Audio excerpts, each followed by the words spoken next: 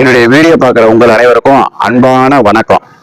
இன்னைக்கு ஒரு சிறிய பதிவு. அது என்னன்னாக்கா, நம்ம அடுத்தவங்கள தப்பா தவறா பேசிட்டு அதுக்கப்புறம் போய் நம்ம மன்னிப்பு கேட்போம். அந்த மன்னிப்பு அவங்களுக்கு ஒரு தீர்வே ஆகாது. அது என்னைக்கும் மனசுல ஒரு காயமா தான் இருக்கும். அதை பத்தின ஒரு வீடியோ தான் இது.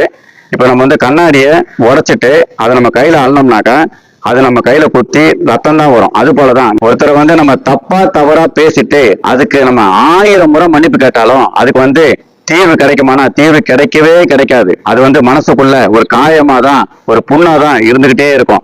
அதனாலதான் சொல்லுவாங்க, ஒருத்தர் நம்ம கல்லால அடிச்ச அடி கூட மறந்துடுவாங்க. ஆனா அந்த சொல்லாலையும் அந்த வாயாலையும் பேசின வார்த்தையை மட்டும் யாருமே அந்த சாகுற வரைக்கும் மறக்க மாட்டாங்க அப்படின்னு சொல்லுவாங்க. அதுதான் உண்மையும் கூட. அதனால நம்ம யாரையுமே தப்பா தவற தேவையில்லாம பேசுறதை விட்டுட்டு மோட்டிவேஷனானதை மட்டும் நம்ம பேசவும், நம்ம அடுத்தவங்க கிட்ட இருக்கிற குற்றம் குறைகளை பார்க்காம அவங்க கிட்ட என்ன குணநலங்க நல்லது இருக்கு அதை மட்டும் நம்ம பார்க்கணும். அதை மட்டும் நம்ம அவங்க கிட்ட எடுத்துக்கணும். இதுதான் நமக்கு ஒரு சிறந்த ஒரு இதுவா இருக்கும். அதுதான் இந்த வீடியோ. இதன் மூலம் அதை நான் தெரிவிச்சுக்கிறேன்.